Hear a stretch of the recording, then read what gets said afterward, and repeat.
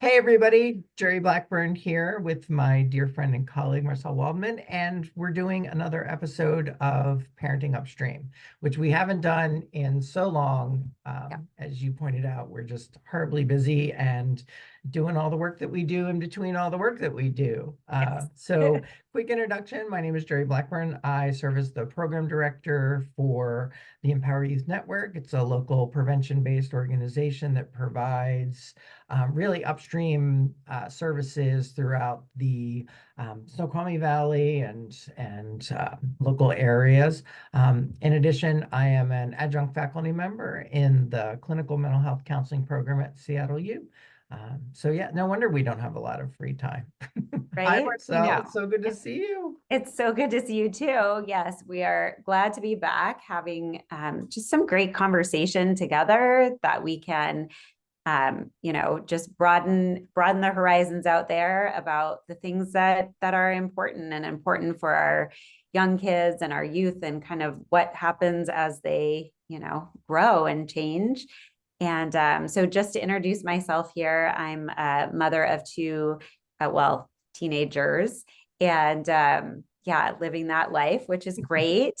And I am a former kindergarten teacher. I was a kindergarten teacher for about 10 years and really saw some deep needs for some hands-on, tangible tools for younger children to grow in their skills of their emotions and self-awareness and growing empathy and awareness of others' emotions, and really around this whole kind of umbrella term of emotional intelligence. So building that as young as we can, getting started and doing this through life so that our children can grow to be as healthy as we can help them to be. So that's really where I focus my time. And then I also enjoy using that piece through educating parents and caretakers and our school staff so that not only can these tools be used in their classrooms and in their homes, but also just really educating on these topics that we as young kids didn't really have the opportunity or knowledge of, how important it is and how valid and normal it is that we're expressing emotions and talking about things and finding a safe place to do that. And I know I was sharing this with you earlier. Yesterday, I got to pop into an elementary school Awesome. and just get to see the FeelLinks dolls that I created being used in morning meetings with these young kids that are 5 and 6 right now, being able to just express how they're feeling and their teacher getting to hear that and their peers getting to hear that. And one little guy was talking about how he was feeling really sad because his dad was leaving today to go to go off somewhere for work. And what a great way for their peers to hear how they're feeling, but also their teachers to know what kiddo am I getting right now and what could I do to support. So that was a really special opportunity yesterday. I got to pop into some classrooms that are using those and just see the growth and in these kids to be able to talk about emotions. Yeah. Yeah. Awesome. Yeah. And Yes. thank you for joining me at the beginning of the quarter in my child and adolescent counseling class, Yeah. sharing about that foundation piece of emotional intelligence and that capacity and limbic system stuff. That was my class Yeah. was really appreciative. Yeah, that was great. I love being able to get in and kind of educate about these little kiddos and how we can start building that foundation from a really, I mean, immediately, really, and just being the best models that we can, and how it all works together, and how it's normal, and we Yeah. need to validate how these kids are feeling from the start. So Great. yeah, Yeah. thank you. Yeah, absolutely. And we talked about the just having the loose topic of thinking about summer and the transition out of school for a lot of people, or in my case, Yes. being done with school and then what Right. comes after that. And who Yes. knows what that's going to be. But yeah. So yeah, what were your thoughts?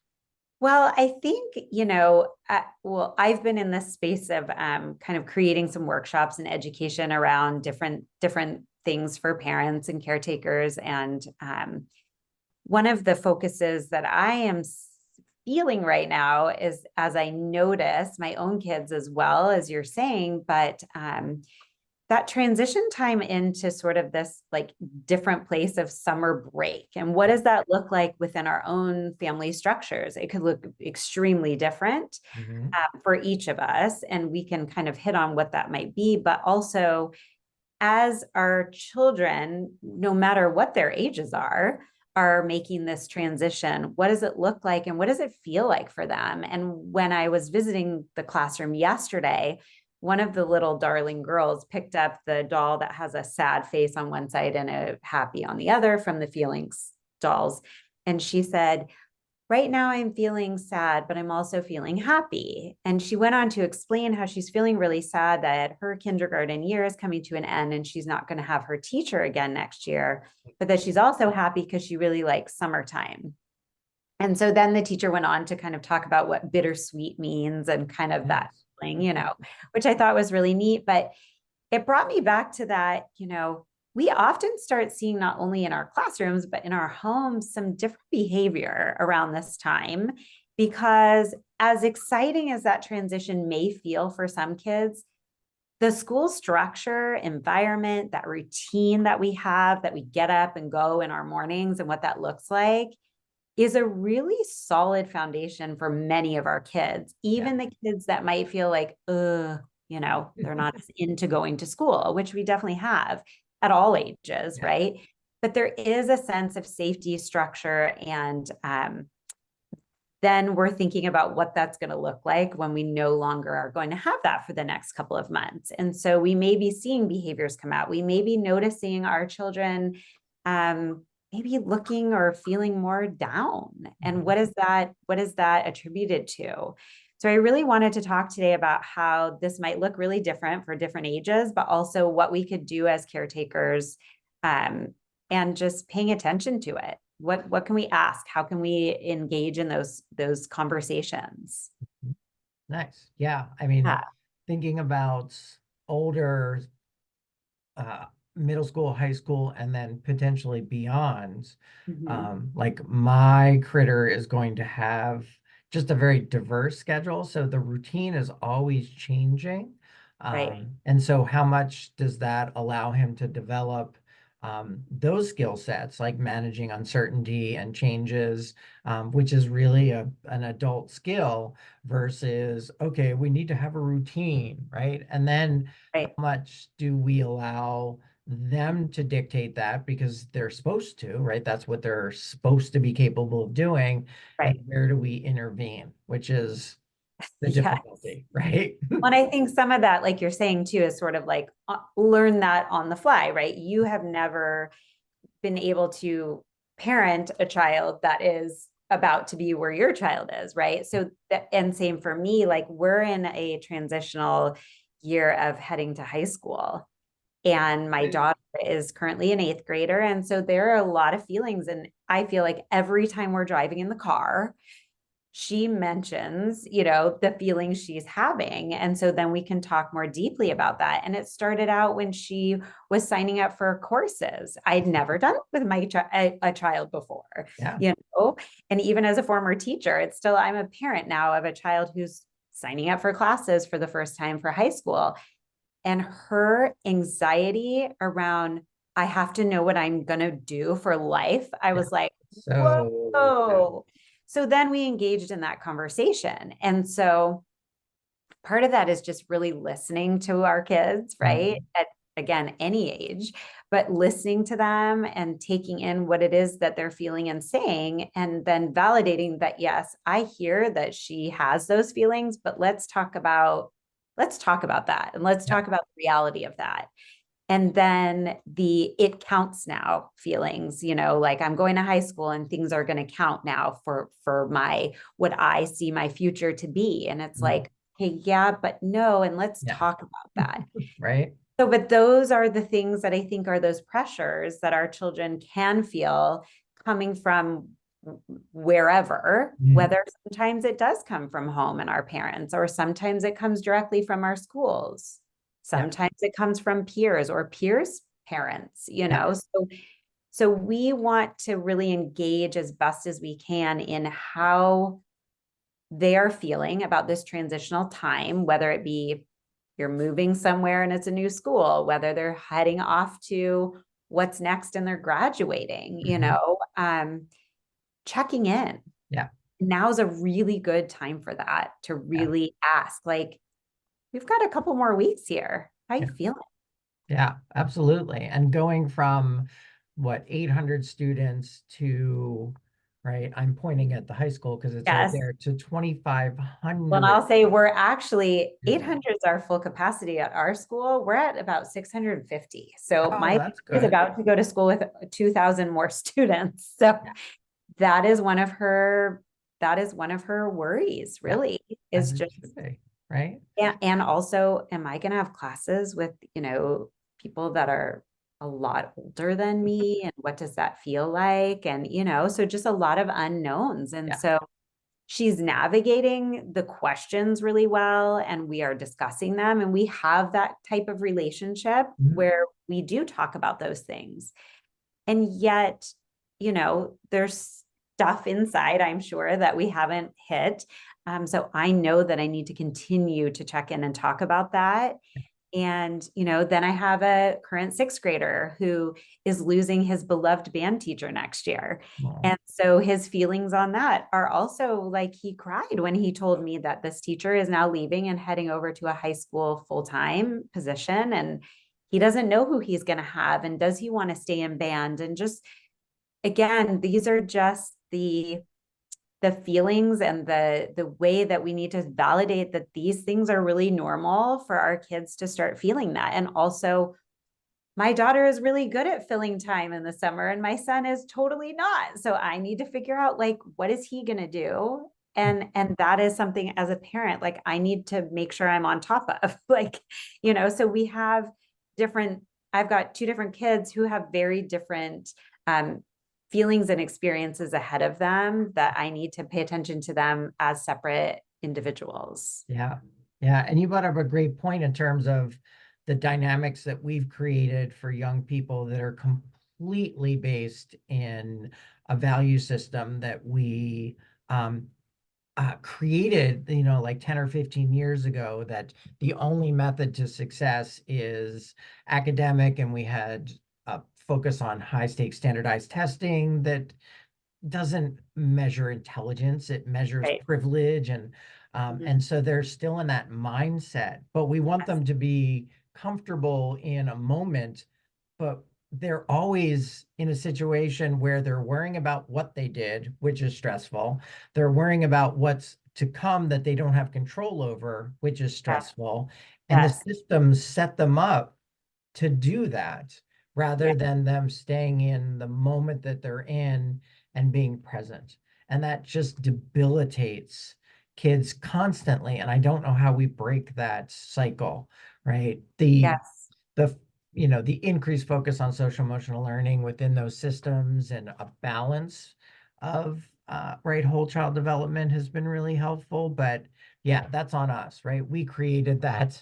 And we saw it in the Healthy Youth Survey, like levels of anxiety from 2010 right forward Fine. increased significantly, as well as depression and suicidal ideation, because of what we created around young people. Right.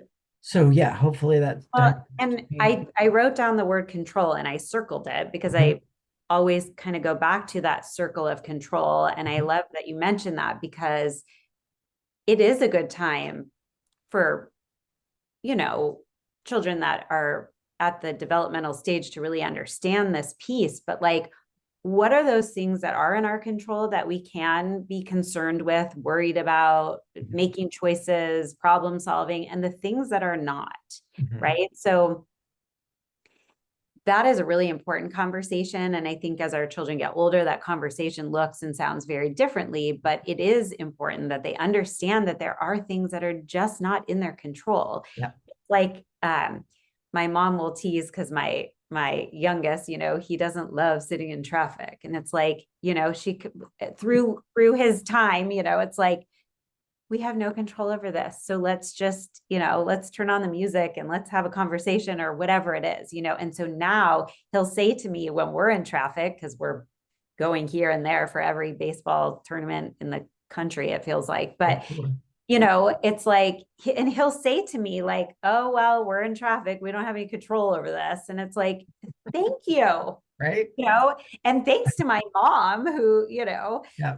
started that conversation with him, but it's true. It's like, we just don't have control over that. And so why are we going to amp ourselves up and be all anxious and upset when in that moment, like there's literally nothing we can do, Sure. but we can turn on the music and sing, and we can get in a good conversation. We have control over that, So I think that's a really good point, that we need to help our kids in understanding what there is control over and what there just isn't. Absolutely. And yeah, I think that's a great point that you made. Yeah. And I started by saying this, but it's really about checking in. And I think that there's this idea that checking in is like, hey, how's your day? And I was watching a video just yesterday, and there was a really different tone when these people were asked how they're feeling and how are you really feeling. I thought that was so interesting, because sometimes we can ask the question like, how are you feeling? And you may get like I am feeling anxious, or I am feeling joyful, or whatnot. I don't ever get those. But if you really feel, never. But if you really can ask that question, like, how are you really feeling? To me, I can see how that really shows somebody like you have a vested interest in hearing it all. You're not asking for a word. You're really asking like, tell me the things. Yeah. And so I would encourage parents out there, caretakers out there, even the educators out there, checking in with those kiddos in your class, and checking in with those, our para educators who work, some of them one-on-one, or, with kiddos. What a great question to ask them, and see if you can get them going in just that conversation. And it could be while you're playing a game with them. It could be while you're on a walk or a bike ride or a car ride or whatnot. But a great question. How are you really feeling? How are you really feeling? Yeah. Right? Yeah. So yeah, we're not very good as a culture of like, we ask the question, but we really don't want to know. Right. Right. Or we don't feel like we maybe have the time to like spew it out to somebody, or they have the time for us to do it. So instead we're like, oh, I'm doing well. How are you? Yeah. My staff always kind of look at me, because they will ask me, how are you doing today? And I'll stop for a minute, and they're like, oh, he's actually thinking about it. Like, well, you asked, right? It's nice time to just check in and stuff. And then I make something up because I don't care. Yeah, because that's scary for us. Fine. Fine. Fine, just fine. Yeah. There's an acronym for that, but we won't share it in this public space. Yeah. And then when thinking about, again, the lack of structure for older kids and what they're in charge of developing, like you said, like managing younger kids' schedules and things like that, that sense of autonomy and control and agency are part of their development, as difficult as that might be. Like, you have to be in charge of this, and there are natural consequences that come with that. I'm no good at any of these, right? But I've heard that this is helpful. And I think that's the other piece we have to take into consideration, right? Like, while we know structure and routine and things are really not caught, but they give this effect to our families or our family structures of like safety or calmness, and that's great, but we're not all great at that, right? So that is something that I don't want to sit here and say like we all have these structural ways and then we're moving on. But if our children are getting up in the morning and they're heading off to school and then they're coming home, there is routine and structure to that. And so then when we remove that whole day piece where they're gone and they're or maybe they're homeschooled, but they're in this engagement of school, now we are changing that, right? So what then fills that time? And I think it's important what you're saying. And while I was saying my daughter's really good at finding what she wants to be doing and who she wants to be with and what she wants to do and where she wants to go. And then I have my son who definitely doesn't have he doesn't care to do that. He would rather chill out, that's his way of filling his time. And as a parent, that isn't what I want to see him do all day, every day during the summer. So what does chill out mean? Probably for him, that means I'd like to sit on the couch and play a video game. But that isn't what I want my child engaging in all summer long. So what are we going to put into his time that will be things he loves, but also not just sitting? And one thing that I will tell you all that I am implementing for him, my daughter started breakfast, lunch, like getting all her things, for herself, like, and I'd cook a big dinner and do that. But like, those are things that she really engages in and enjoys doing. My son, on the other hand, I said, when middle school starts, this is what you're responsible for. Well, he's not a morning person, and that has not worked well. So I said, when this summer starts, that is going to be your goal. And so if you need to find a YouTube video on how to make the egg, then that's what we're going to do. Like, I need him to start taking those responsibilities on, because I am trying to create a person who knows how to do these things. So it's not just time for chilling. It's time for also bringing in those things that you maybe it's a good time for that for your child too. Like, let's learn how to make the sandwich on our own and put all the things away. So as silly as it sounds, like those are new skills for our kids, and they need to learn those. I'm acutely aware, my wife and I are acutely aware of things that he's just not, like, we just weren't in the day-to-day stuff, and you're like, oh, right, like, so he's in charge of doing all the dishes, and then we're always like, should we wash all of those again? Differently every time. I'm like, okay, right, but laundry, dishes, and now it's insurance navigation and doctor's appointments, and I mean, it's a lot of adulting. We've been doing a lot of adulting, and it felt like it's a lot of catch-up adulting, right? And so I can appreciate, like, should have started a little earlier with these conversations, right? This is how this gets managed, and right, and car responsibilities, and but and I think that's like I said about making a sandwich, but think about tying the shoes and making a sandwich. And now we're up to insurance and making doctor's appointments and self-care in a much bigger way, not just putting them in, telling them to take a shower. So I think, but really, like, that is kind of what I love about you and I here together, is that we really, as we call this parenting upstream, like, we really can think about those bigger responsibilities when they're older, but how we need to start from a young age, because we want them to feel that sense of, I can do it. I have the confidence in myself because I've now learned it. And yes, we might want to rewash those dishes when they go to bed, but just giving them the opportunities is super important. And I think that when there is less structure or less stress maybe about school, like, what a great time to start kind of getting some of those things going this summer.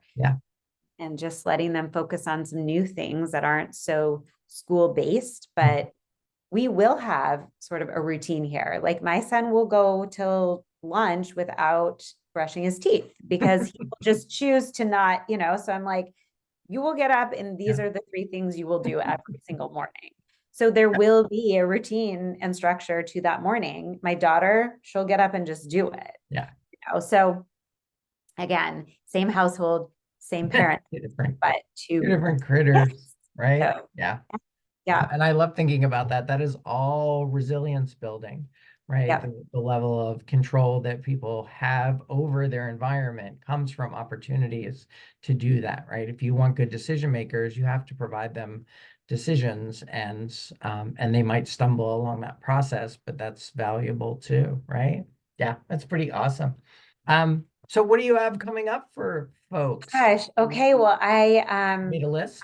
let's say I did make a You're list looking at a list? I because can tell. I love, I love engaging in different things within our own communities and then my online community. So um June 3rd, I have a online workshop, and that is a workshop style because I love to create great handouts and things that we can kind of use for reflection and things. So June 3rd, 7 to 8:30 p.m. Pacific Standard Time. Tried to get that like after dinner slot. And, East Coast people, I guess you get to stay up late with me.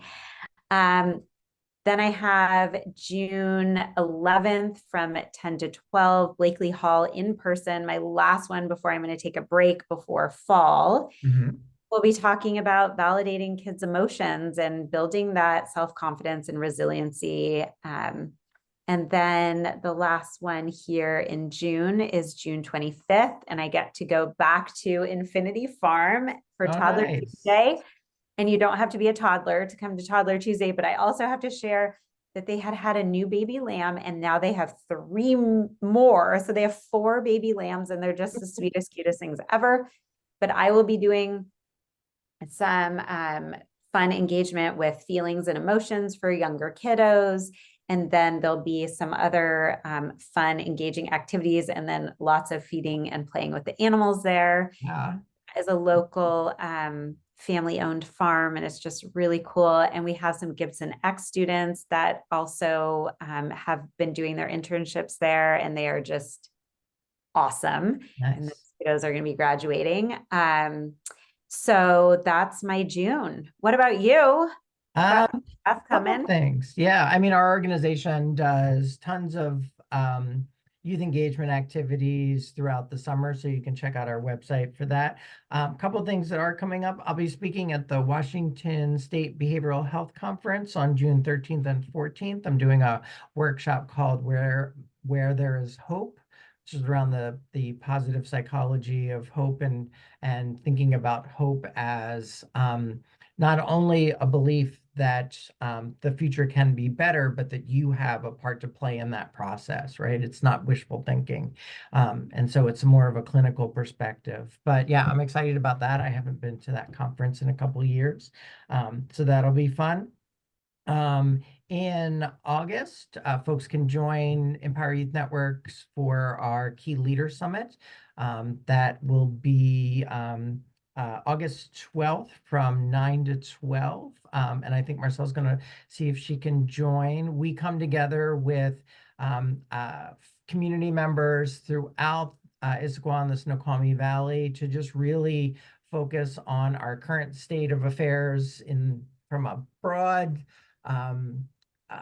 50-foot, 1,000-foot, whatever level of looking at what really is occurring in our communities, and then trying to figure out action items that we can implement with all of those people to change those dynamics. And lots of initiatives for my organization and all the other organizations that join have come out of the Key Leaders Summit. So you can find that again on our website. I don't think it's marketed yet. And then lastly, an opportunity for all of my behavioral health folks and educators and folks who work in prevention. I've been part of the steering committee for Counselor Camp, which is a behavioral health conference. This will be our 31st year. It's probably the longest running adolescent young adult specific conference in the Pacific Northwest, at least. Yeah, it's a wonderful retreat style weekends where folks come together. You can acquire up to 17 CEUs. It's only $150 for the entire weekend, but it is camp. We'll be at Cispus Learning Center, which is a sixth grade camp. And so you're staying in bunks and you're eating family style food, but it's just a magical place. There's not even Wi-Fi services. Like, Yes. it's just relaxing. Yeah. And Amazing. it's rejuvenating. There's yoga, there's singing bowls. We have a massage therapist come to just help people get ready for the next school I think year. I can finally go. Yeah, that'll be awesome. So if anybody's interested in doing a workshop, we still have our request for proposals out. And we'd love for you to join us. It's a magical, rejuvenating time. It has saved my career, yeah, a bunch of different times. So I yeah. love the timing of it too. September, yeah, that's Yep, great. September 20th to the 22nd, Cispus Learning Center. Even the drive is magical from here in Issaquah, like Ah, through past Mount Rainier down to Highway 12 and then up into the woods. It's just, yeah, it's awesome. So yeah, need that. check that out. We'll Well, we put may in all link, need that after summertime, right? right?